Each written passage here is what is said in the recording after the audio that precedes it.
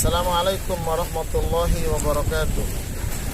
Alhamdulillah, nahmaduhu wa nasta'inuhu wa nastaghfiruh wa na'udzu billahi min syururi anfusina wa min sayyiati a'malina.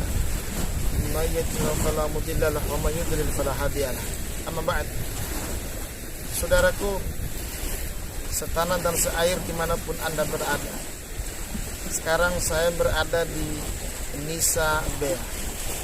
Nisa Bea itu adalah satu tempat yang ada di Nusa Tenggara Barat, di satu kecamatan namanya Kecamatan Langgudu.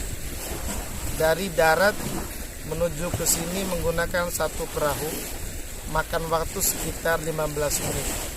Ini adanya di tengah laut. Yang mau saya sampaikan apa, saudara? Bahwa lihat di belakang itu satu gunung, pepohonannya luar biasa. Maksudnya apa? Kalau ada satu kampung, satu daerah yang di kampung tersebut ada pegunungannya, maka kampung tersebut aman daripada goncangan dan goyangan alam. Jadi gunung tugasnya adalah untuk membuat satu keseimbangan bagi alam ini. Jadi kalau gunung telah tiada, maka alam mulai rusak, alam mulai bergoyang. Jangan kata gunungnya tidak ada, gunungnya dibotakin saja, gunung digundulin saja, maka masyarakat di sekitarnya akan mengalami satu bencana, satu musibah, mengalami satu kerusakan. Sebab apa?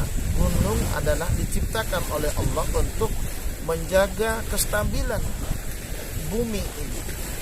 Di dalamnya banyak tumbuh-tumbuhan, di dalamnya banyak pepohonan. Maka pepohonan yang ada di gunung tersebut akan memberikan kenyamanan buat masyarakat yang tinggal di sekitarnya. Tapi kalau gunung dibotakin, Masya Allah, gersang yang luar biasa. Maka Indonesia adalah satu negara yang gunungnya Masya Allah di mana-mana.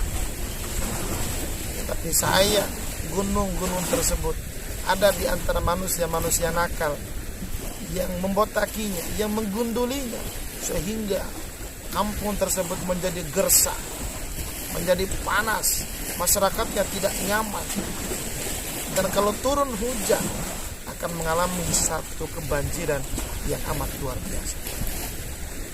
Saudaraku, begini. Para guru, para ulama menjelaskan bahwa gunung itu ibaratkan ulama, ibaratkan kiai, habaib, para ustadz, para guru ngaji. Mereka seperti gunung, tugasnya menjaga kestabilan, keamanan di dalam bumi. Maksudnya apa?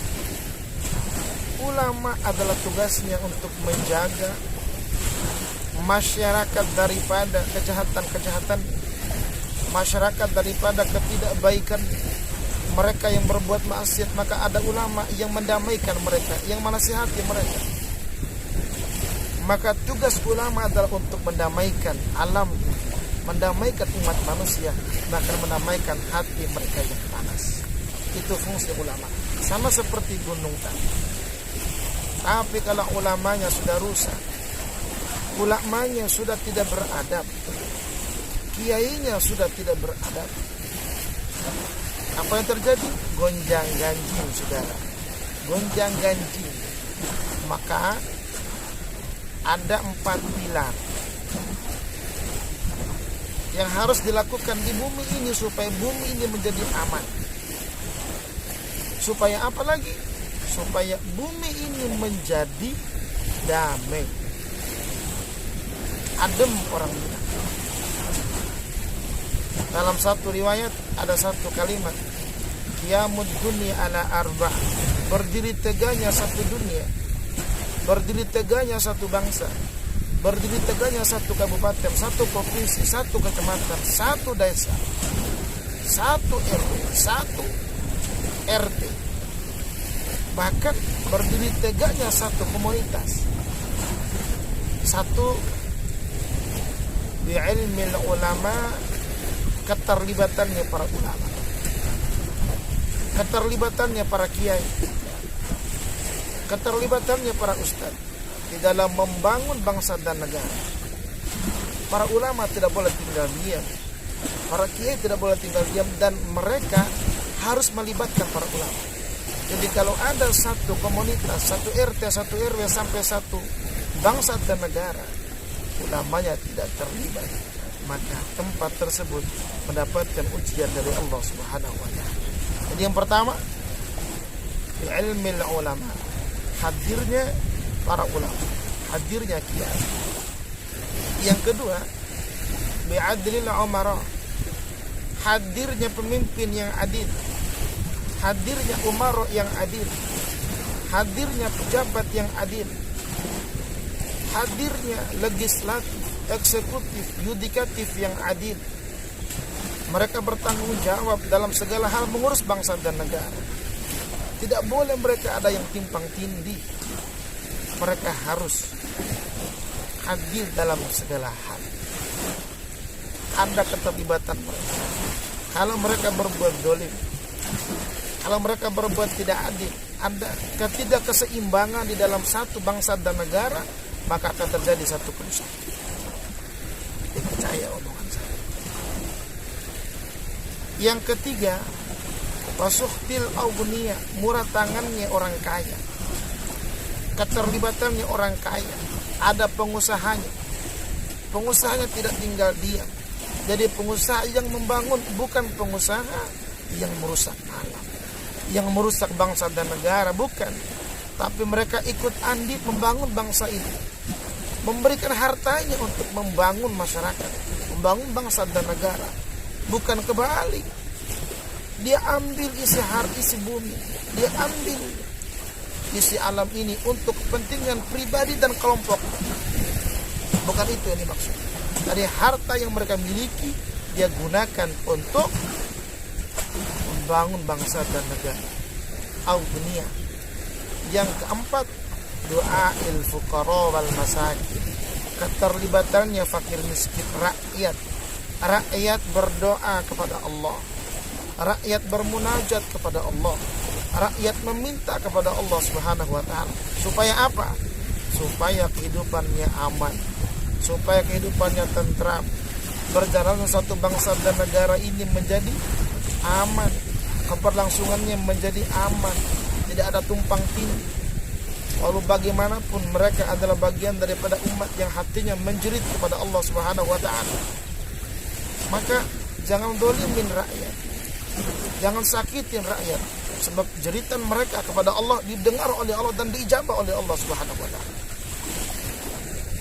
4 hal itu, 4 pilar, jangan ditinggalkan. 4 pilar: ulamanya, umaroknya, aughniyahnya, rakyatnya bersatu padu, saudara.